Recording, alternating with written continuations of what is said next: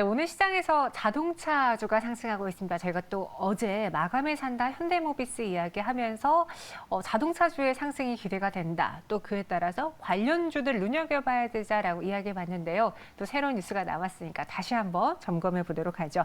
이베스트자증권 이정민 FA팀장과 함께하겠습니다. 어서 오세요. 네, 안녕하세요. 네, 팀장님. 전기차로 승부 보겠다. 네. 현대차가 또 이번에 내연차 엔진개발센터를 전격 폐지했는데 사실 저희가 현대차 하면은 전기차 시장은 남들보다는 조금 늦은 후발주자. 그래서 네네. 수소차 쪽에서 선두자리를 놓치지 않겠다. 이렇게 인식을 했는데 그쵸. 전기차도 네. 생각보다 잘 팔리는 것 같아요. 네, 맞습니다. 현대차가 이제 시장의 기대치보다도 네. 초반에는 굉장히 좀 공격적인 좀 모습을 보여줬었습니다.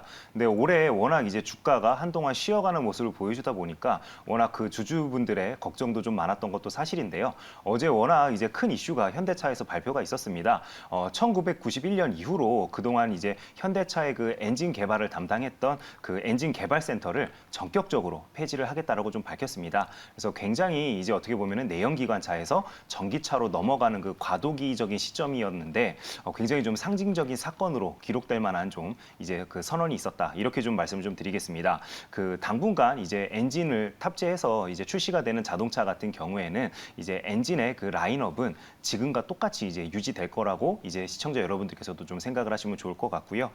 이제 이런 식으로 됐기 때문에 엔진 개발 부서는 완전히 폐지가 되었다라고 좀 생각을 해주면 될 것 같습니다. 그다음에 파워트레인 담당을 하던 연구개발 인력 같은 경우에는 전동화 개발 담당으로 이제 바뀌게 되었습니다. 그래서 이제 남양연구소에서 연구개발 인력이 총 한 12,000여 명 정도 된다라고 합니다. 네, 연말에 굉장히 큰 인사보직이 있었기 때문에 어떻게 보면 조직 안에서는 좀 싱숭생숭한 마음을 가지신 분들도 굉장히 좀 많지 않을까 이렇게 좀 생각이 되고요. 그다음에 이렇게 없어지는 부서가 있었다라면 새로 생기는 부서도 있었겠죠. 그래서 신설되는 사업부를 좀 봤더니 대표적으로는 배터리 개발센터가 생겼다라고 좀 말씀을 드리겠습니다. 전기차의 그 핵심 중에 당연히 하나는 그 배터리가 되겠죠. 그래서 배터리를 독자적으로 이제 개발을 좀 함으로써 관련된 기술을 빠르게 좀 습득해 나가겠다는 게 바로 현대차의 이제 목표입니다. 그래서 배터리를 독자적으로 생산을 하겠다 이런 뜻은 아니고요. 현대차에서 밝히기로는 이제 배터리와 관련된 기술을 이제 누적적으로 쌓아 나가겠다. 관련된 특허를 좀 확보하겠다는 게 아마 이제 동사의 목표가 아닐까 생각이 되고요. 이런 식으로 개발 부서를 이제 새로 신설을 했기 때문에 앞으로는 배터리 셀 업체들과 가격을 이제 흥정하는 데 있어서 좀 우위에 있는 그런 모습도 좀 보일 수 있을 것으로 장기적으로 놓고 봤을 때는 기대가 되는 측면이 있습니다. 네.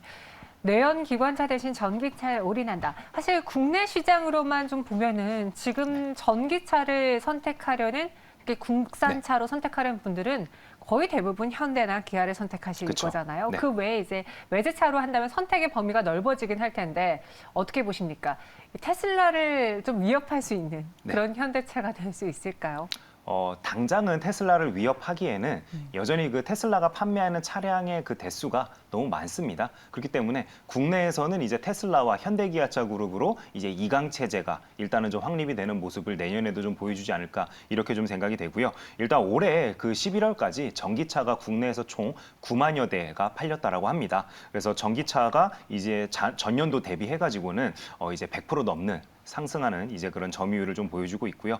정부의 보조금이 소진이 되면서 원래 올해 출시를 생각했던 분들이 이제 내년으로 이제 이연이 되었기 때문에 내년에는 아마 올해보다도 더 많은 이제 그 전기차의 판매가 좀 있지 않을까 이렇게 좀 생각이 됩니다. 그래서 이제 국내 같은 경우에는 어차피 테슬라보다도 현대 기아차가 월등히 지금도 전기차를 더 많이 판매하고 있기 때문에 이강 체제가 굳건하겠지만 이제 우리가 주주들 입장에서 놓고 봤을 때는 전 세계적인 전기차 시장 흐름을 좀 파악을 해야겠죠. 그래서 좀 기존의 그 현대 기아차 같은 경우에는 아마 그 전기차 부분에서는 그래도 3위권을 꾸준히 좀 유지해주지 않을까 이런 식으로 기대했는데 그 순위가 올해 이제 뚜껑을 좀 열어봤더니 많이 좀 하락했습니다. 그러다 보니까 GM이나 다른 글로벌 이제 자동차 업체들보다도 이제 아무래도 주가가 좀 못 움직였던 게 아닐까 이렇게 좀 생각이 되는데요. 일단은 올해 같은 경우에 10월까지 누적 판매량만 놓고 본다라면은 가장 많이 판매한 회사가 바로 테슬라입니다. 테슬라 같은 경우는 74 4만 대를 좀 판매를 했고요. 현대기아차 그룹 같은 경우에는 총 17만 3천 대를 판매를 했다라고 합니다. 그래서 전 세계에서 6번째로 전기차를 많이 판매한 이제 그런 축에 속합니다. 2위 업체 같은 경우에는 GM 그룹이 이제 38만 대를 이제 생산을 해서 판매를 했고요. 3위는 폭스바겐 그룹인데요. 31만 대를 판매를 했다라고 합니다. 이런 식으로 글로벌 그동안 그 자동차 업체들이 좀 지지부진하게 이제 그 행보를 보이면서 현대기아차 그룹이 앞서 나가는 게 아닐까 이런 식으로 시장에서 좀 기대를 했었는데 오히려 지금은 이제 GM과 폭스바겐 그룹이 공격적으로 움직이면서 이미 현대기아차를 뛰어넘는 생산과 판매량을 보이고 있기 때문에 네. 주주들 입장에서는 이런 부분에서 어떤 식으로 앞으로의 변화가 있는지 좀 체크해 볼 부분이 있다. 이렇게 좀 말씀을 드리겠고요. 현대기아차 그룹에서 이런 식으로 올해 6위권까지 떨어지다 보니까 향후에 포드그룹에서도 또 이제 따라잡는 게 아닐까 이런 식으로 해외 리포트에서는 또 이제 나오는 부분도 있다라는 부분을 좀 인식을 하시면 좋을 것 같습니다. 그다음에 현대기아차에서도 이런 부분을 알고 있다 보니까 네. 원래는 2025년도까지 100만 대 전기차를 생산하는 걸 목표로 잡았다가 이번에 새로 발표한 거에서는 2020년도까지 170만 대로 이제 생산량을 확 늘리는 것을 목표로 했기 때문에 이 생산량에 걸맞게 이제 시설 투자와 이제 R&D 투자를 병행을 한다라면은 저는 충분히 달성 가능한 목표가 될 수 있다라고 좀 말씀을 드리겠습니다. 그럼 현대차가 이 시장 안에서 파일을 계속 키운다면 분명히 현대차만 수익을 볼 건 아닙니다. 네. 워낙 들어가는 자동차 업체는 특히나 1차, 2차, 3차 벤더들이 많잖아요. 그쵸. 전기차 부품 관련해서 또 눈여겨볼 만한 벤더사들은 어떤 데가 있을까요? 네, 제가 딱 1년 전에도 우리 시청자 여러분들께 이제 자동차, 특히나 전기차와 관련된 부품주들에 대해서 한번 안내를 해드렸던 기억이 있습니다. 네. 그래서 이번에도 똑같이 좀 안내를 좀 해드릴게요. 특히나 이번 주 같은 경우에는 계속 전기차와 관련된 종목들이 좀 움직였기 때문에 특히나 이제 오늘 같은 경우에는 장 초반에는 전기차 충전소와 관련된 종목들이 움직임이 좀 굉장히 좀 좋은 편이었습니다. 대표적으로는 아모센스와 디스플레이 텍을 좀 말씀을 드릴 수 있을 것 같고요. 그 다음에 또 하나 그 폐배터리화된 관련주로는 이제 그 화요일에 상한가에 도달해서 지금까지 이제 주가를 좀 유지를 시키고 있죠. MPC가 대표적인 종목이다라고 좀 말씀을 드리겠습니다. 그다음에 오늘 같은 경우에는 현대차의 이제 그 전기차 부품들을 납품한 이력이 있는 업체들 위주로 종목들이 큰 상승이 지금 현재 나오고 있는데요. 대표적으로 그 조지아와 엘러베마의 이제 생산 공장을 가지고 있는 업체들 위주로 지난 1월에도 상승이 나왔듯이 오늘도 관련된 업체들이 가장 큰 폭의 그 주가 퍼포먼스를 좀 보여주고 있다라고 좀 말씀을 드리겠는데요.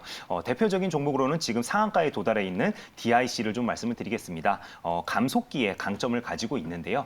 동사의 강점은 현대기아차뿐만 아니라 GM과 테슬라에도 감속기를 납품하고 있다는 게 가장 큰 강점이 될 것 같습니다. 그 다음으로 또 소개시켜드릴 종목은 바로 경창산업인데요.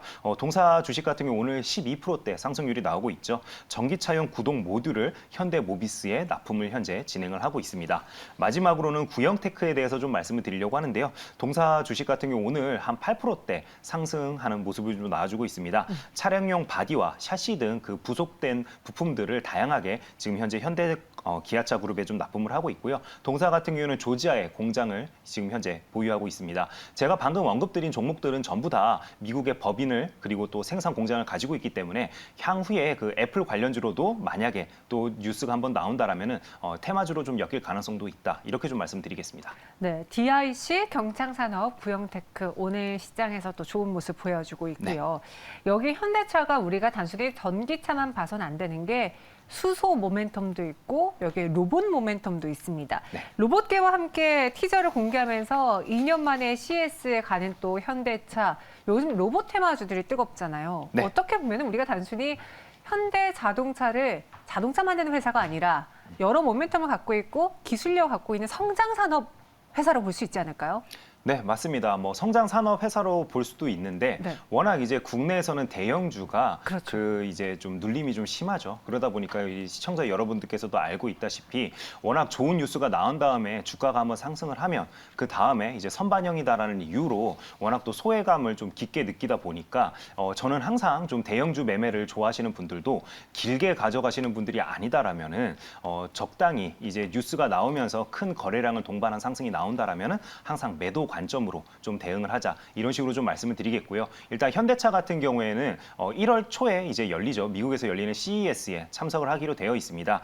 여기서 이제 메타버스를 활용해서 로보틱스 사업을 어떤 식으로 앞으로 꾸려 나갈지에 대해서 그 비전을 제시하겠다라고 현재 그룹에서는 좀 밝혔는데요.